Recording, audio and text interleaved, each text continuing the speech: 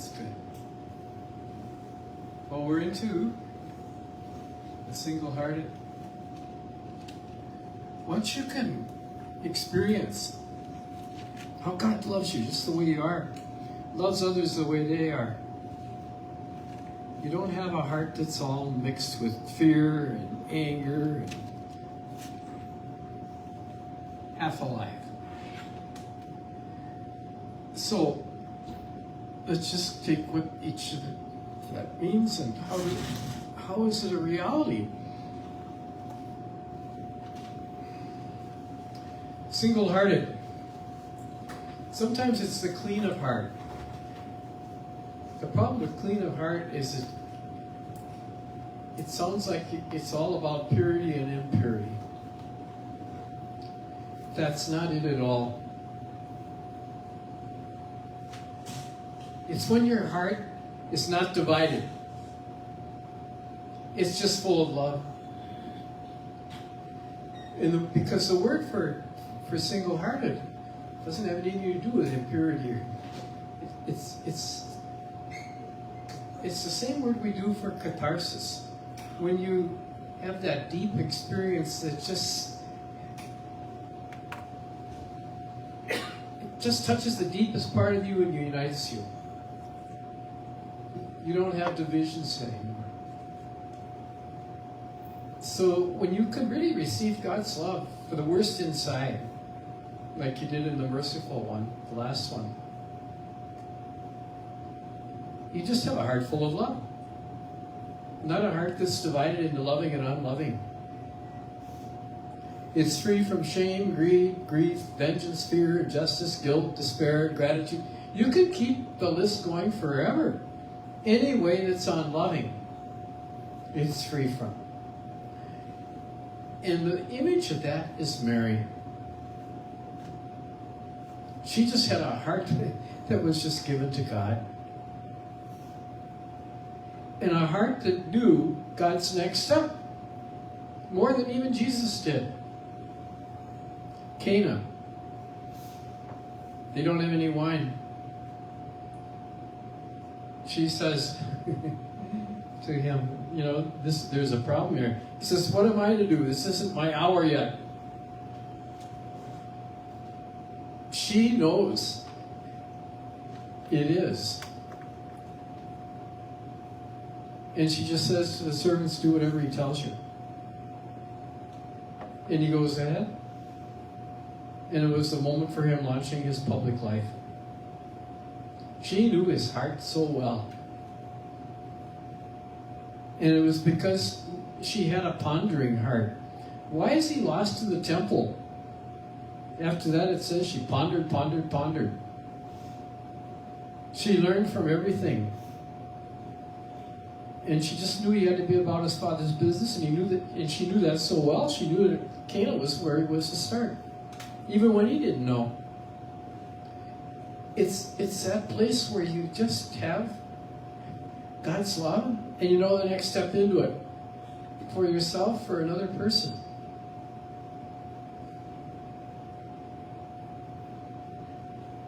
And what's going to happen? When you have this discerning heart inside you, you see God. It's not divided. You don't have a stony heart. You're not the rich young man that can't go follow Jesus. You're Matthew, who just leaves everything, jumps up, leaves the coins, and just follows Jesus. He's got a single heart. He's no longer a tax collector. What's on the table and all that money doesn't even concern him. You're a Zacchaeus, who's probably lived the rest of his life as a poor man, because he said, if ever I've defrauded anybody, and he certainly had as a tax collector, I'm going to get back 3 times more. He just loved God.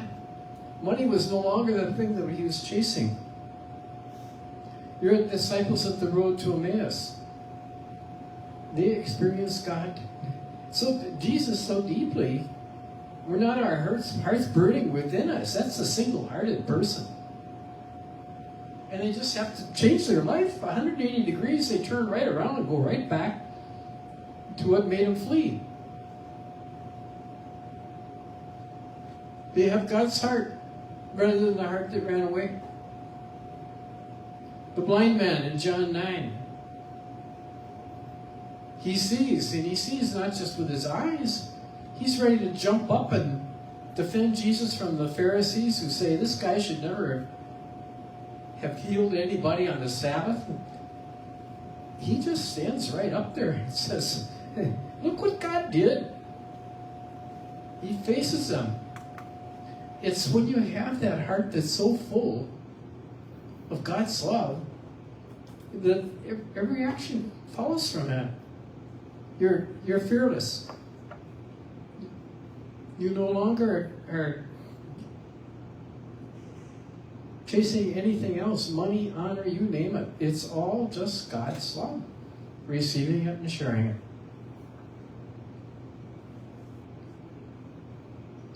Paul,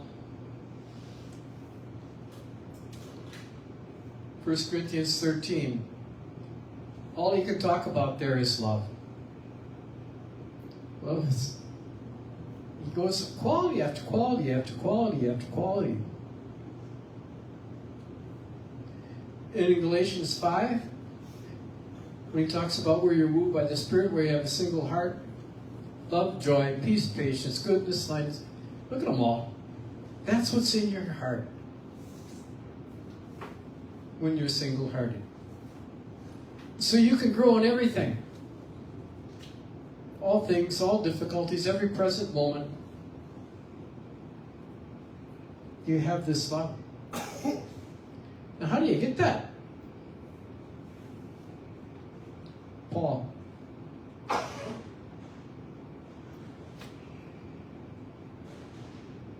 think Paul had what a lot of people have nowadays. I think he had a near-death experience where he just experienced God and this God of love. In 2 Corinthians, he talks about how he died, was brought up into the third heaven, and he saw all these things that have to do with love that you can't even put into words. It sounds to me, why would he say, whether in the body or out of the body, I know not. You don't make those statements unless you're really out of the body in the third heaven. Why the third heaven? He had an experience of this God of love. And after that, love is everything for him. Comes Corinthians 13, and that's where you're moved. You can't just rest. That's what moves you every step of the way. Now, I say that because in our generation, we are the generation that understands this.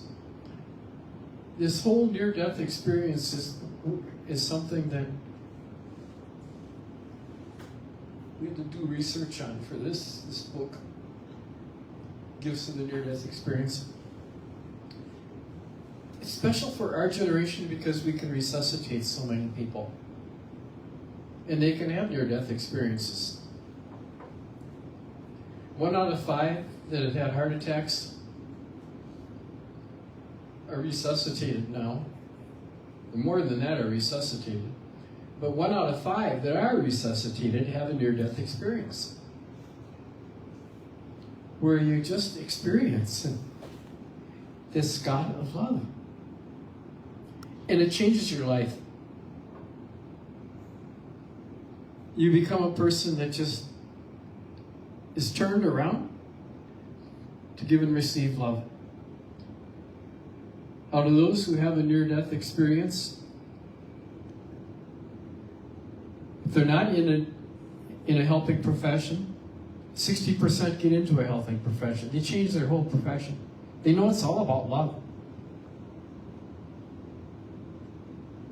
Their whole life has changed. People on death row that before were just violent, they come back. They're a person who just loves. So that's There's people who are seeing God all the time, and they come back to tell us about it. We know more about this Beatitude than we've ever known in any other generation, because we haven't been able to resuscitate people the way we can now.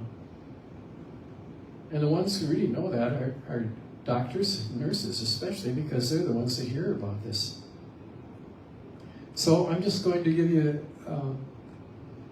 one person who hasn't. And so just so we get a sense of how it changes you and how it's all about love. How death is just a doorway to giving and receiving deeper love. And let's see if we can find her again.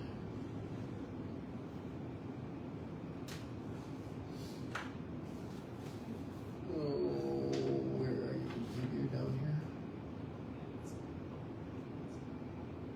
Hey, good.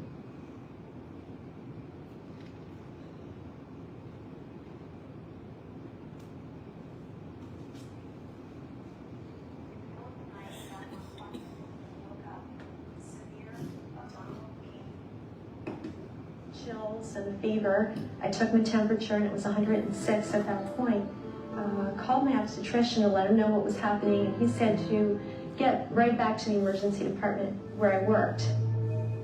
In the middle of the night, about 1 o'clock in... This is a nurse that works in the trauma unit, and she died and had a near-death experience. And she's just sharing a few minutes what it was like for her and how it changed her.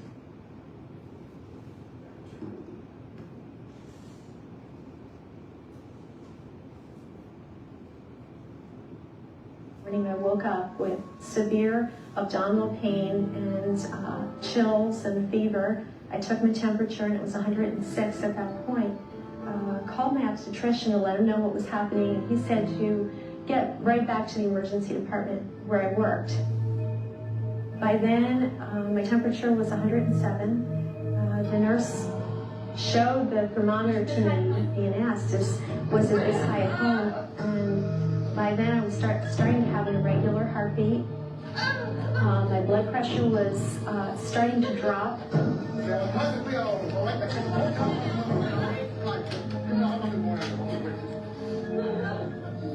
I could feel a great deal of pain. My fever was just going higher by the minutes.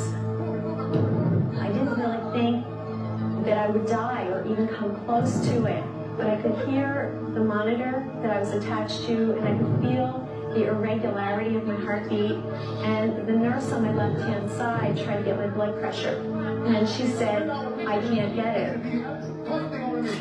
He tried to get it, and as he was pumping up my blood pressure, there was a very petite nursing assistant who kept trying to weight me down, get my fever down. I don't want to do something.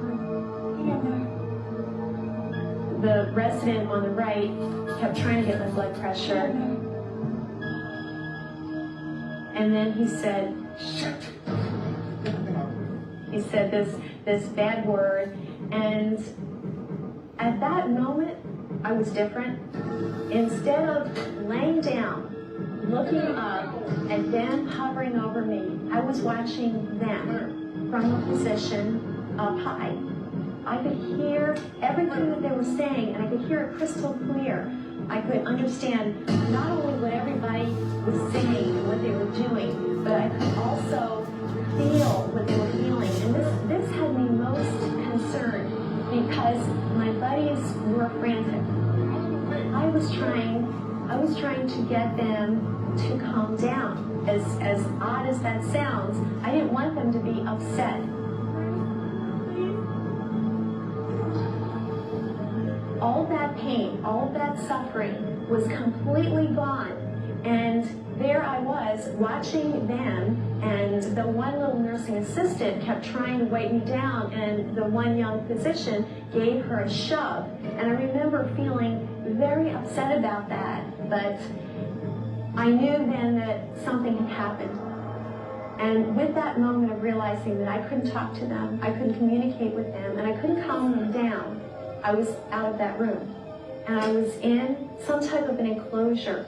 I could hear a sound like wind or like music or muffled voices, and I had a sense of moving quicker into more of a fullness, more of a sense of celebration. And I wanted even more so to get to this light that was up ahead. It was pure. It was perfect. And what was ahead was somewhere that I wanted to be. Without a doubt, what was on the other side of that barrier that I could not get past was God. In my mind, no, I don't even want to say in my mind, in my soul, or whatever part of that is deep inside, that's who was there. That is the God that I always hoped to believe in, but now I know is there. It was the beginning and the end of everything. It was the source. It felt like home. So there was a kind of a memory or kind of a recall that this was familiar to me, and I was familiar to my God. You know, that I was coming back. That word being of light is almost too limiting. The light had a source, yet it was everything. It was like being part of this composite whole that was up ahead. This light was so full of every imaginable desire or feeling that you could ever have, and that was what I was attracted to. That's where I wanted to go. It's like this huge quilt that has no end on either side, top, bottom, right, left, front, or back, and every patch of that quilt matters. The love that's there on the other side has no limits. It has ultimate depth. It has complete forgiveness. It has complete understanding, and that bright, shining love, that love that loves without qualifications, the way you'd accept your newborn baby, the way you'd accept your husband on the altar. Complete, no strings attached love is close to the idea of what's on the other side. In my experience, that pure love, that superhuman love that has no boundaries and is all powerful, is what is connecting all of this. I could not pass into that light that I was so attracted to. And at that barrier is the probably the most meaningful part of this whole experience, because at that stopping point, I saw everything in my life that I ever did or saw or felt or thought that I hid from others or myself, and yet it was all understood.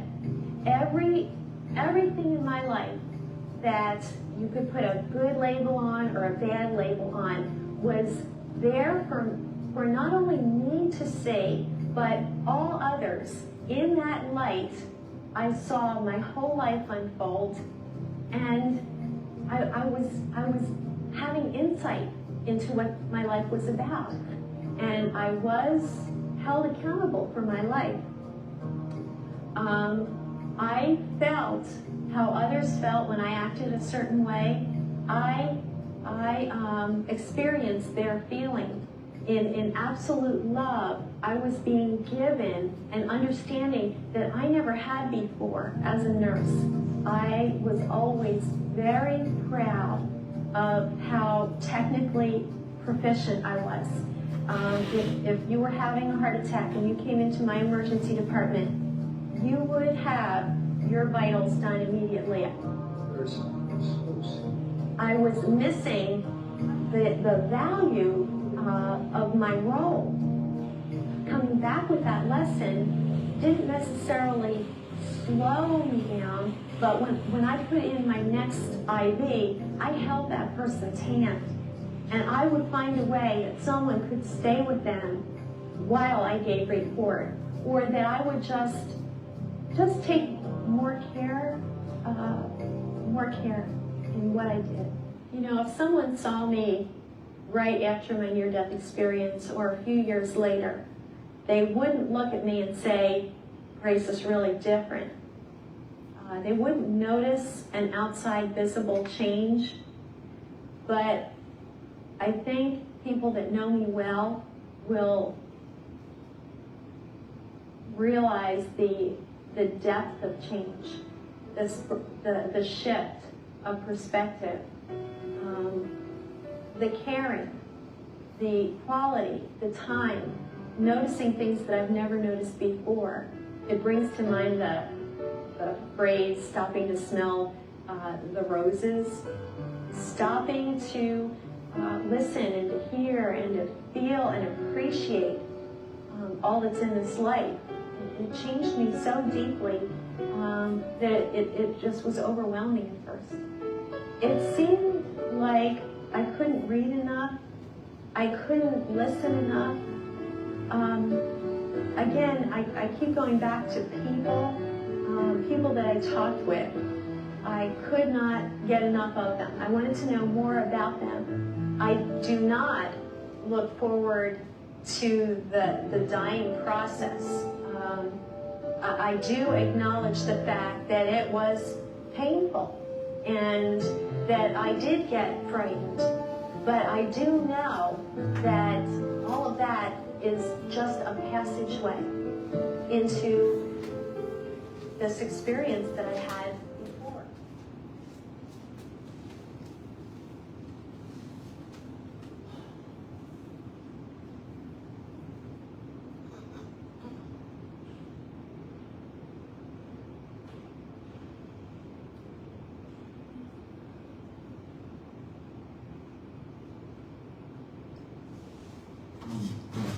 What's special about these experiences is they're cross-cultural. They don't just go, it's not just Christians that meet this God of love and light. I had a nurse in Singapore when I was in the hospital. She's Buddhist. I was looking at Grace there on my computer. She said, "What's all that about?" I said, "It's a person that's had a near-death experience." She said, "Oh, I had one of those." I said, "Well, tell me about it." She said, "You know, my mother tried to kill me. My grandmother took me in. And then my grandmother died, and I just couldn't go on without her. She was the only person in the world that loved me. So I took my life. I took pills and died. I went to the other side, and there's my grandmother." And she said, "It's not your time yet. You're to go back and be a nurse that helps other people who are suicidal." So she said, "That's what happened. I came back." And I said, "Well, I'm sure glad you came back to be my nurse. Is your grandmother still around to help you?" She says, "Oh, let me see." She says, "Yeah." Well, first of all, she said, "Yeah." She's there. Anytime I don't know what to do as a nurse, I just ask my grandmother. I said, "Well, is she there to help you now with me?" She says, "Well, let me see." She said, "Oh, there she is." You know, Buddhists, they don't have anything in their background like this. But they have this because they've got this big God that is there for them and sends them back to be there for others with that love. Here's a person, Margot Gray. You know how you know they have it? They can't talk about it. They try and try and try, but this God's just too big. Then they met the real God. Let's see if she can get her.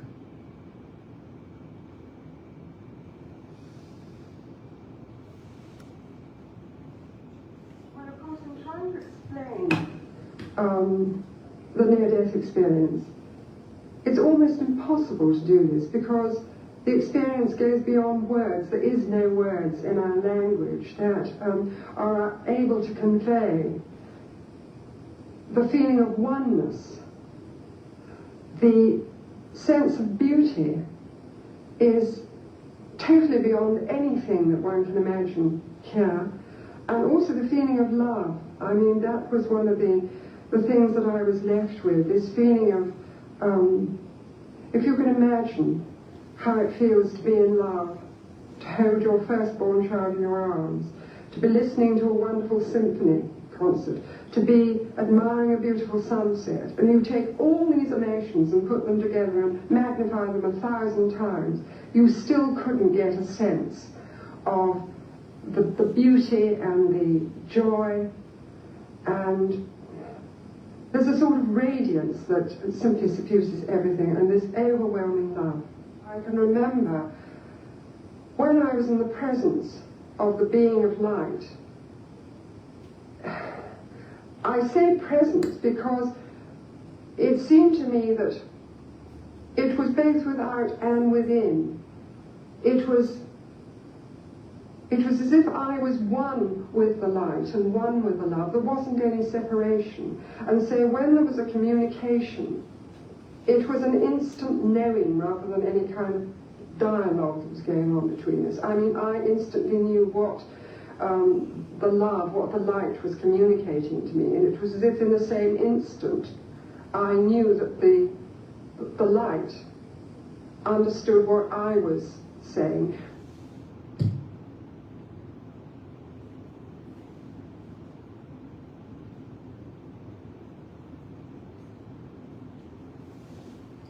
So you experience all this love, and you experience where you loved and where you didn't.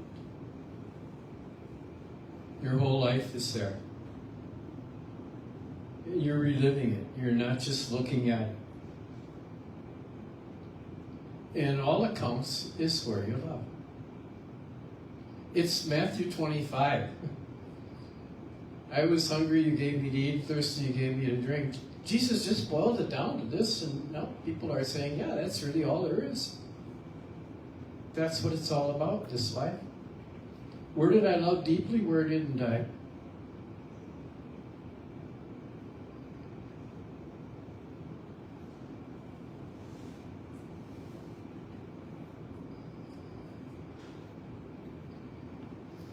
Here's a person who's a Buddhist. And this is what her review of life was like. And this recounting for the deeds of one's life is not like we would think at all in terms of this life. Because what was important were the choices that I made. And what was more important than just the choices that I made were my motivations and my intents and really the state of my heart in doing any single action. And I realized in this, because I experienced sort of in a holographic awareness that was rather instantaneous, how every action that one takes is like a stone cast in the water, and if it's loving, that stone, is cast in the water, and the loving action goes out and touches the first person that it's intended for, and then it touches another person, and then it touches another person, because that person interacts with other people, and so on and so on. And every action has a reverberating effect upon every single one of us on the face of this planet. So if I had committed a loving action, it was like love upon light. A purely loving action was the most wonderful thing that I could ever have achieved in my life. This had more meaning than to have been a Rockefeller or President of the United States, or to have been a great scientist and to have invented something just incredible. If I had committed a truly pure and loving action, it had reverberated throughout the stuff of every individual on the planet, and I felt that action reverberating through them and through myself. And I felt it in a way that is beyond what we can even feel ourselves on this plane of existence. So the significance of one's actions totally changed. What was not important was anything that I had, owned or known, intellectual, there's a sense of intellectual pride. Not that knowledge is bad, knowledge is good, but what was important was the purity and the motivation of every action. And I recall the most important of my actions is an instant I would never have recalled except for the near-death experience. And that's many years ago. I had worked every summer as a volunteer with retarded children. There was a day camp that went on, and I spent all summer going every day, 8 hours a day, to this day camp. And there was a child one time. It wasn't as if I were being rewarded for taking good actions, like writing down actions. Well, I have done this good and that good and that good. No, what was important was, again, the motivation and the purity and the sincerity of my acts. And I had taken a child aside on a very hot day, and this was not a charming or a particularly lovable child. But I wanted this child to feel loved. I wanted this child to feel really the love of God that brought him into existence and that brought us all into existence. And I took him aside, although I wasn't religiously motivated, formally. I just wanted him to feel love. Took him aside and sang to him and gave him something to drink and just spent some time with him. And he was very agitated, but I just wanted him to feel that love. And that was the greatest of all actions. And that filled me with just unspeakable and incomprehensible joy. And it was not an action that anyone noticed.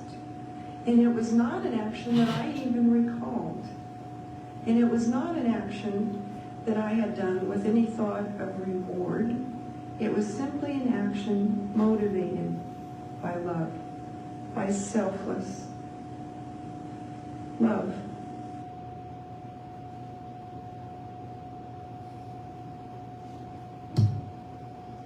So when did you love deeply? Not because anything was returned, just because you were into that deep love.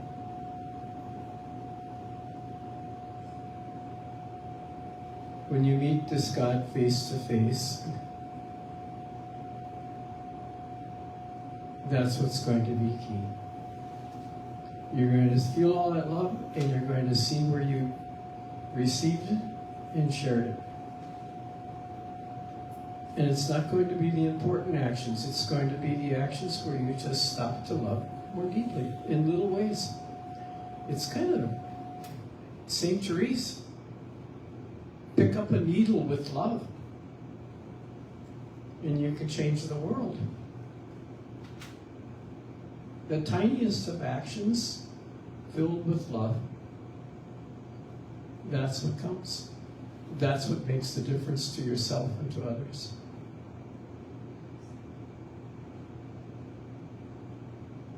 One of the persons that had a near-death experience was a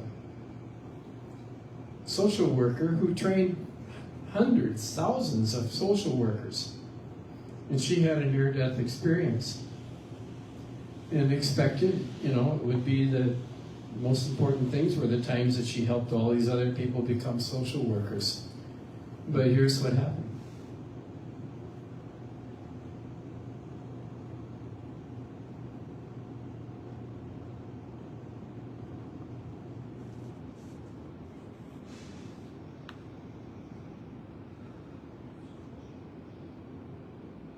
I was always real fortunate. I came from a wonderful home, had a wonderful childhood. My parents loved me desperately. And their love, you just, compared to this woman, you can't even compare it. When she came, she stood next to me, and she extended her hand outward, and she said, "Look there."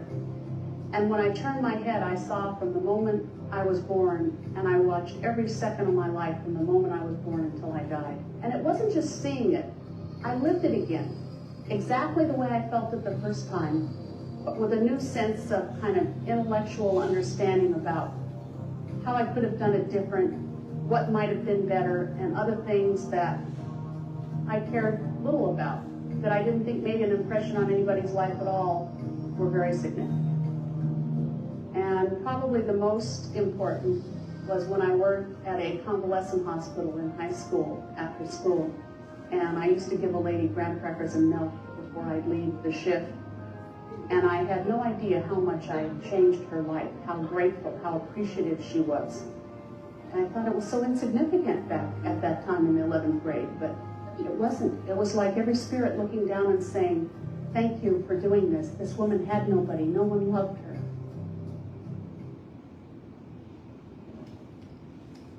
So, blessed are the single-hearted, they shall see God. We have all these people coming back that have seen God, and their heart has changed. What's it going to be like for you when you meet this God and you feel all this love? What are the times that you're going to experience that you love more deeply? For me, it's not going to be writing 24 books. It may very well be when I could pray for my provincial who had thrown me out and experience God's love for him as a wounded person. I had to find a deeper love there and receive one deeper than what writing a book. So just spend some time with this guy, this God of love. And when you feel all that love, when did you receive it and give it the most? That's what you're going to see when you review your life. And you have the choice now, in the littlest of actions, to give and receive that love now. Just like Grace, just even holding the hand of a person that she gave an IV to. It's the little things with big love that are counting now and forever.